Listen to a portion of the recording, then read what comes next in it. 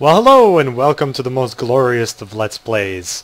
This is that one Bullet, and we're doing the Awakening of the Rebellion Let's Play. This part is part 40, which is actually, I know that there's actually 8 parts of part 39, and what part 39 was, is it was the live stream that I had on Twitch, and that went just fantastically. Thank you everyone that came there. It was just a great ride. One of the things that I need to do right away here, just quickly about the gameplay, is that that last episode, or the last part of the Let's Play, kind of cut out really abruptly, and that's because this planet has been causing me problems. Number one, it is crashing whenever I invade it. Number two is that all of the units that I try and pull down here don't spawn at the landing zone. So we have like this weird bug that I can't seem to... I don't know. Well, I know what the bug with the map is. It's just that this version of the mod is old now, and it's not the most up-to-date. So that fix is probably coming along pretty good. I know that's definitely on the list of bugs I need to fix, but that was just a weird stretch of stuff. So I'm gonna pull this fleet back because I know I can't take this planet because of that bug. I'm gonna have to wait to get something, I don't know, a better opportunity or something. So instead we're going to invade Dagobah with everyone here. And they rebuilt a level 1 space station, but whatever. So now let's actually assault this base. I probably will have a little bit better chances doing this because my troops will actually land at the landing zone. Ah, man. Or close to the landing zone, at least. I don't know what's going on with the rebellion not landing its troops properly. It's definitely something I need to get looked at. But at least this wasn't that much of a problem. Alright, so now that we have some forces in here, let's get our new Luke Skywalker down on the field, who will help us in his new X-Wing. He will help us take this landing zone over here, or at least try and get us into the base, so we can assault the base. So, I actually, since the 11th, since this video is being produced or recorded just a little bit before the 11th, I'm actually leaving on a trip to the West Coast. It's kind of like a road trip I'm doing with a buddy, and basically I've just recorded a bunch of parts that happened before the trip. But when these videos get released, I'm actually on my trip, so. If it seems like I'm not responding to people or not participating in comments or whatever, don't worry about it because I am just on my trip and I'm trying to just have some fun. So I've queued up a couple parts for the Let's Play and a couple of parts. I'll keep releasing them as I'm on the trip so you guys don't have a lapse in content. And yeah, let's see if we can attack this planet. Throw a saber at a building. That's very smart, Luke. Hopefully these turrets build behind us, and then we have like a little bit of a defense as their troops come filing out. And oh my goodness, the grenade launchers! Go, Luke! Kill them all! Dude, he's like right in the middle of it, just slicing away. He doesn't give a shit. Those guys just are so scared they went into the water. He's going to throw a saber at him and completely kill him. So now we don't have to deal with that anymore. Let's blow up this building real quick.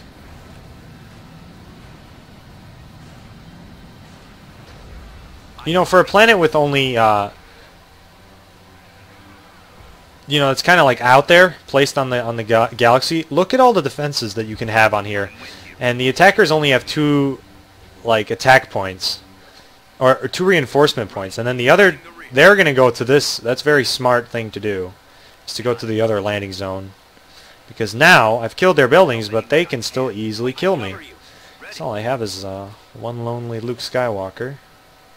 I don't have any artillery or anything.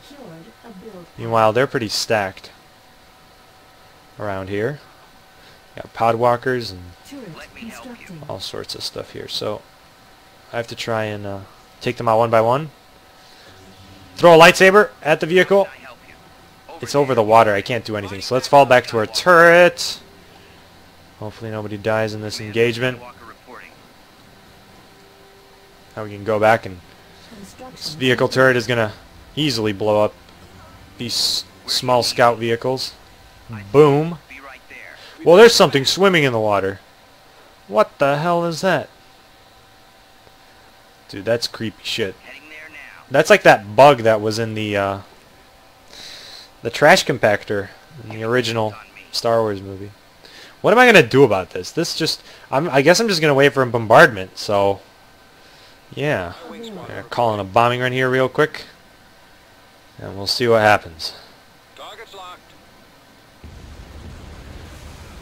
Oh my goodness, that was beautiful. Instant strike, instant death. Just completely took him out. They tried to be sneaky, but I am sneakier. And now we control Dagobah. We're pushing back the Black Sun. Slowly but surely, we will push them back. We did take Bespin back. Well, we always had it, but they just never did anything. They never took it back from me. Meanwhile, I've got a couple of things being defended over here. And looks like they're going to assault my level 2 space station with a dreadnought and an escort carrier. I'm actually reworking how the dreadnoughts work. There's been a huge initiative recently that Steiner and I have been working on. It's actually pretty great. There should be a video coming up soon, I think, on that subject. So that was a pretty easy defense. I didn't really even want to record that. I actually discovered a bug, even in this old version, while doing that. So I just felt like I should skip that. Oh, looks like they're attacking me with something, some stuff. They do outnumber me quite a bit. I do have a capital ship. However, if they do focus fire on me again, I will probably not be in a very good position. Even with the hero at my side. But I might pull a slick maneuver like I did in the last time that this happened. And I'm just going to fly into the nebula, and the enemies will have no idea we're there.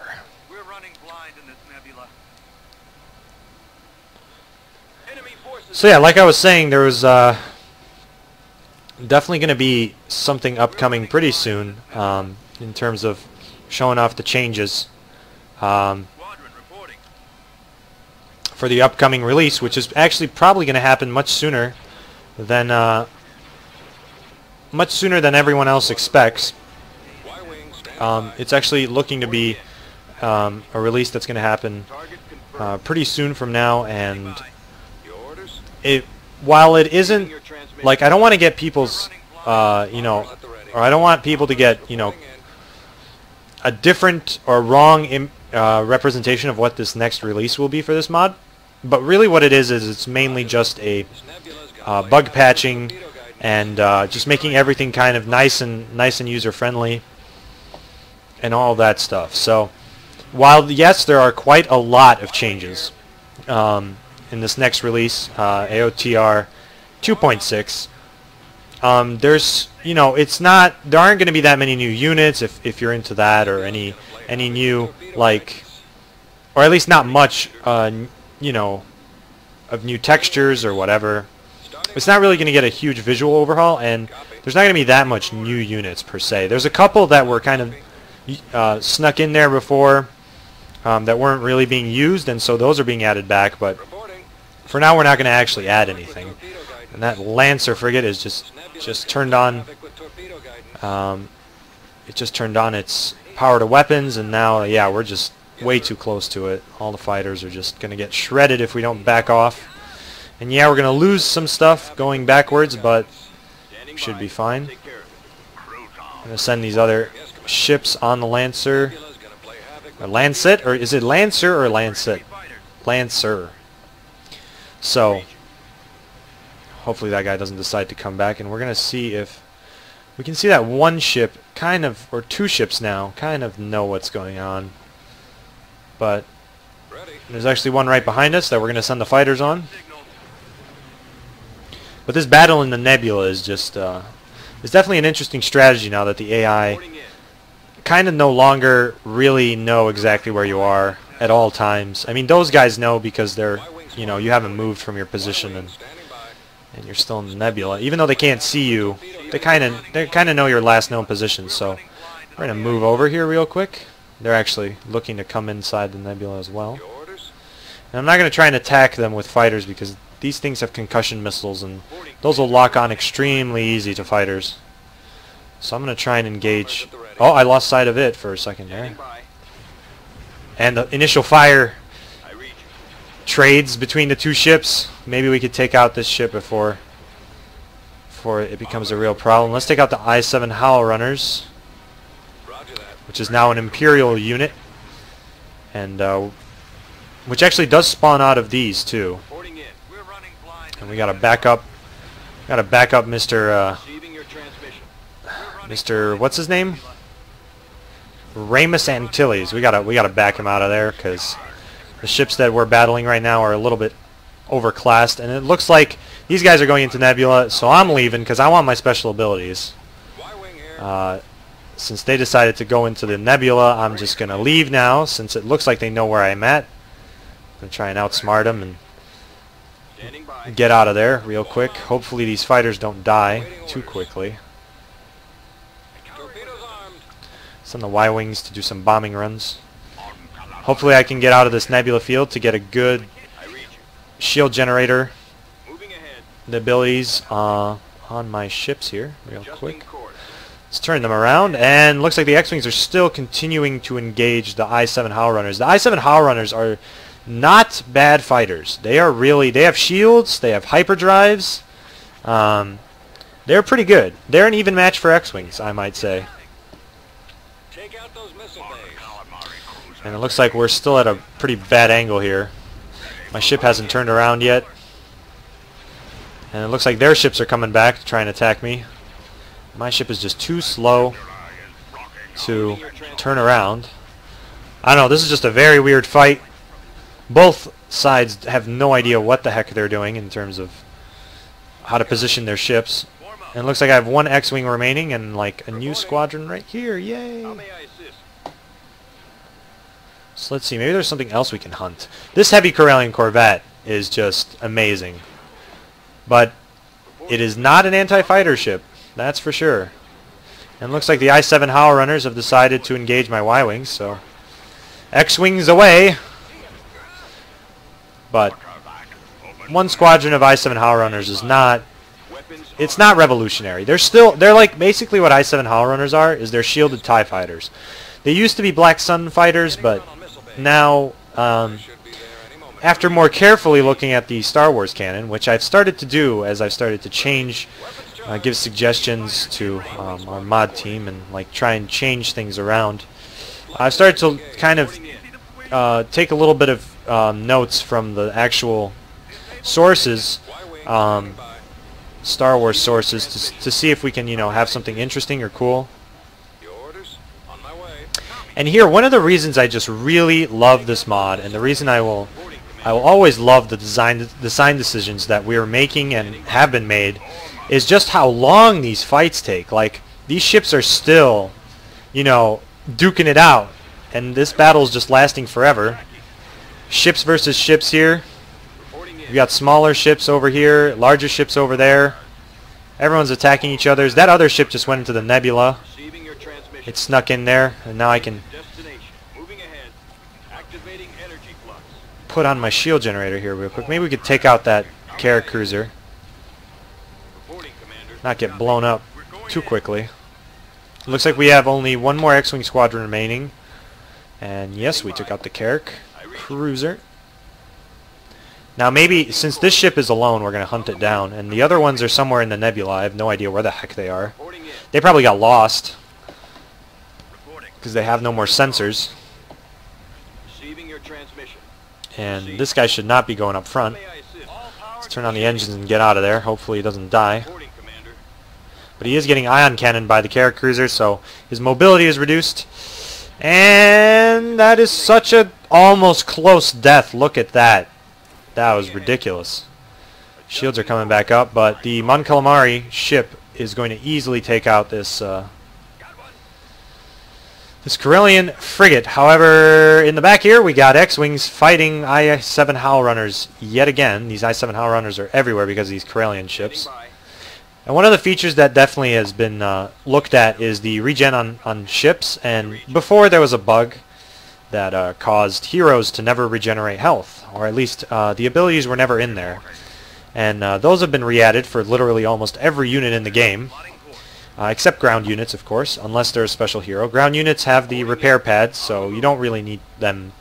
You don't really need repairs on those types of things, and plus, vehicles repairing on their own is kind of weird, whereas a ship would have a crew to repair itself. Same with these X-Wings. They repair themselves because of the astromech droids. TIE fighters repair themselves because, you gotta have a little bit of balance. Sometimes you just gotta sacrifice that cannon to get a good experience. And these I-7s are still doing work. However, we are way too close to those missile launchers on that ship. And right there, the X-Wing got destroyed. And this ship is just lugging around with no engines, so it's time for an easy kill.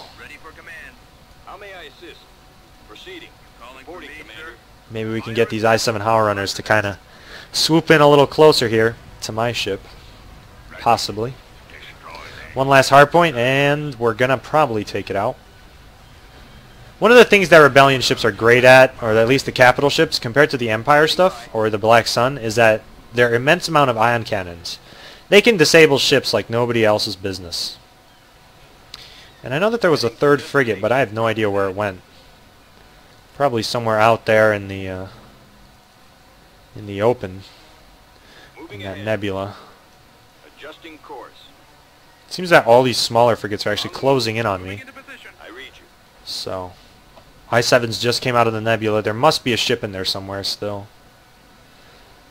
As a bayonet just came out as well. Seems like the AI also uses nebulas to their advantage, which is good. It's a good thing that I didn't have to code. That was just naturally in the game. As soon as I gave the AI a little bit more intelligence to use. And it looks like there's the ship. It's probably going to come out of there. Damn, there really is quite a lot of these I-7 Howlrunners, isn't there? This X-Wing squadron is just not going to survive. These smaller ships are looking to gang up on my bigger MC-80, but I think we should be okay.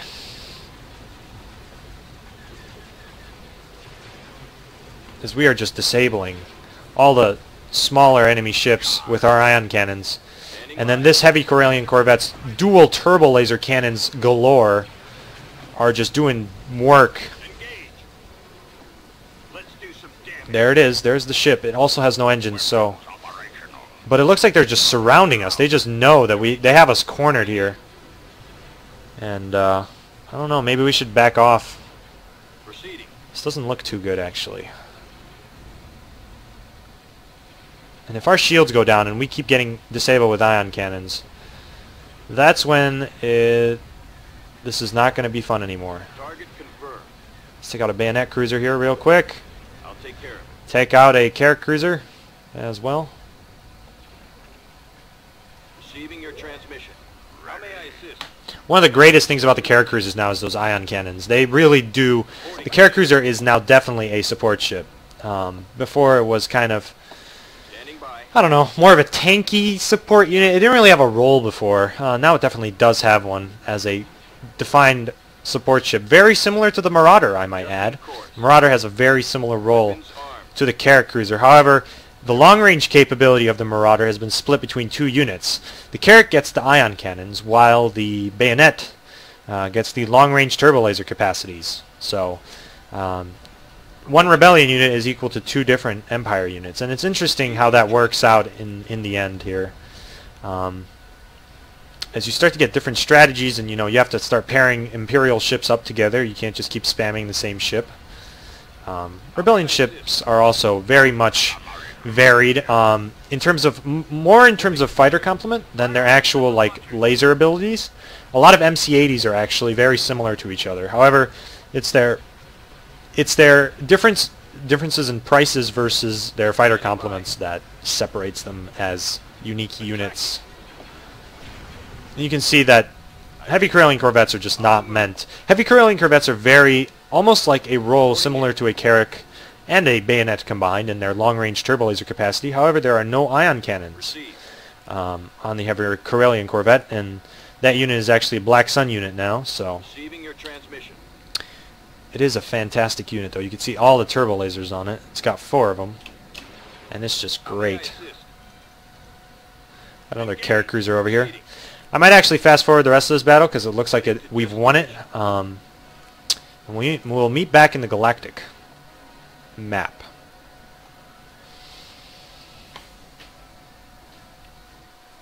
Alright, so we have easily taken care of the rest of the forces. In fact, auto-resolve is ever so kind now, since it's been fixed to take care of situations like this, and you can much more easily win battles that you would normally win.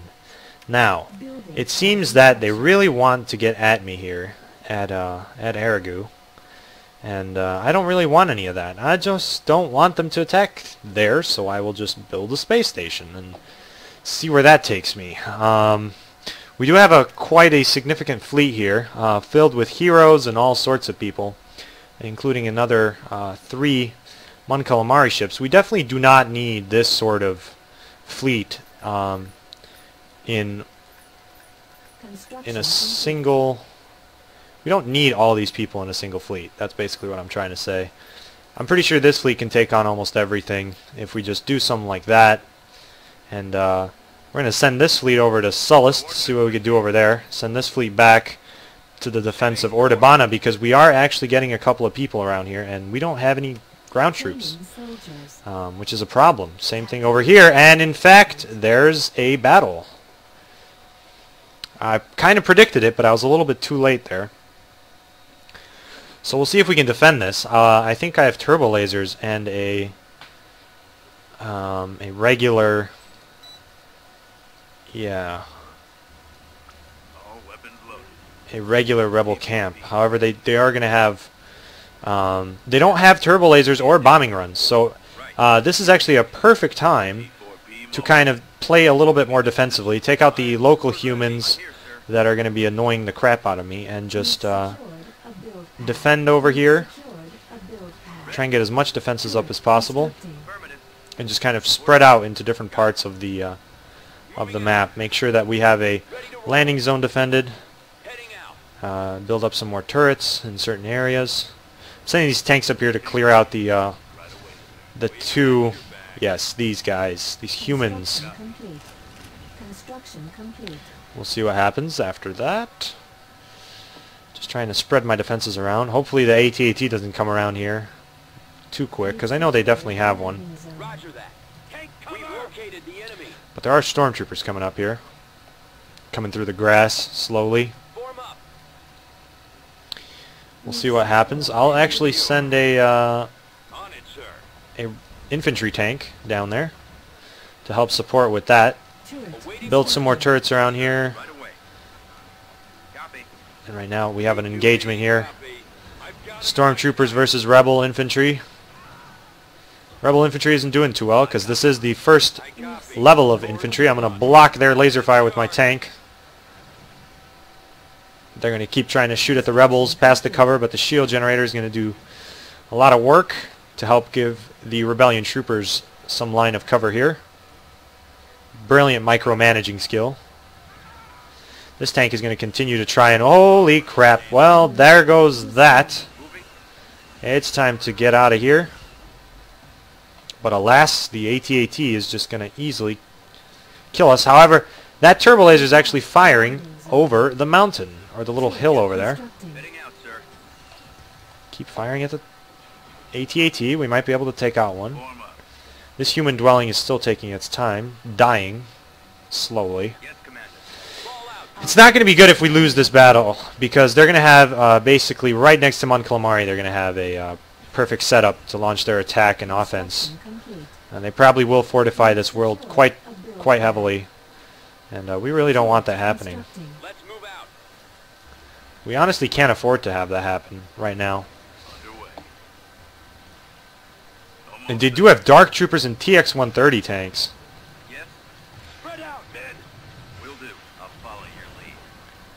They're taking out this turbo laser platform pretty easily with their lasers and shield generators. We'll see how that fares. But it doesn't look too good. ATSTs are coming in everywhere. Please, men, survive. We got Dark Troopers. Something the Rebellion hasn't faced in a very long time. Robots just don't give a shit. They just walk through everything. So this is our last line of defense here, since they don't have bombing runs or anything. We'll see if all these turbo laser towers and rebel turrets can help defend us.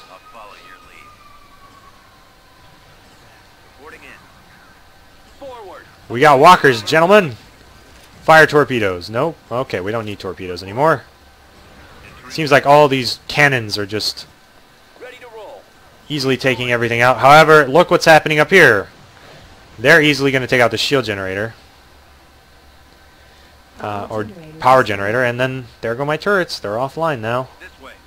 All we have left is a bunch of anti-vehicle turrets. We'll see if we can hold out here. Probably not, though. They seem to be pretty smart about it. However, they're still gonna need quite an assault to attack me over here. Roger that. Over there. Can do. Ready. Form up. They mainly have a vehicle advance, and Dark Troopers do count as vehicles. Yep. And once again, we have a floating Dark Trooper glitch. When they take off and you kill them in jetpack mode, they have their death animation in the air because there's no gravity apparently in Star Wars. It's just all made up shit.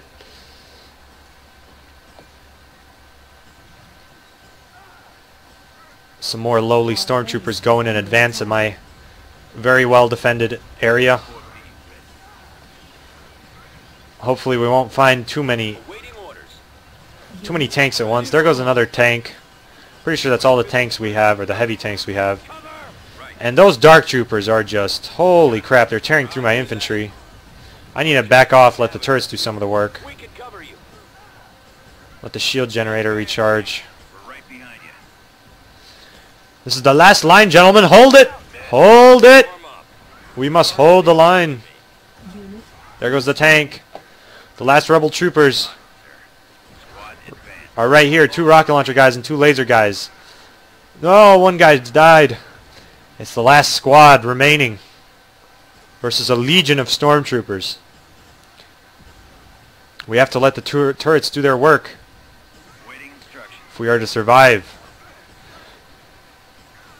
These guys are leading the rebellion charge. We need the troopers over there. Stat, rebuild that turret. Our base is under attack. Thank goodness these things have their own power generators, or we would be totally screwed. Oh no! The army troopers are coming straight at... Oh no, they've flanked the enemy. We've lost a build pad. We've been flanked by the enemy over here, and it looks like the turrets are just going to try and take out as much people. I'm just going to let the game run because I probably will kill a lot more people if I let the turrets just actually kill things. Lots and lots of army trooper spam. These things are actually the weakest Empire infantry legion. However, they are indeed cheap, easy to produce, and but they do kind of suck. Kind of like droids. They're very similar to B-1 battle droids in terms of their capabilities. We're slowly taking out stormtrooper squads. I don't know what they're going for back there. There's nothing back there. Oh no, they're building their own turrets. We must stop them. Our base is under attack.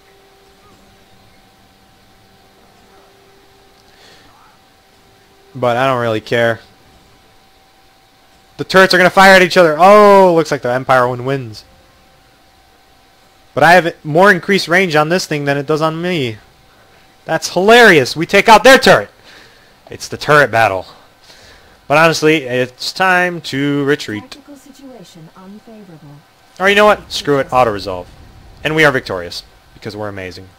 How do we do that? I have no fucking clue. And we still have one remaining. We didn't lose anything. Construction complete. I do believe that is our next initiative. Is that next auto-resolve. Complete. Construction complete. Auto-resolve basically increase the intelligence of the auto-resolve. Because right now it is pretty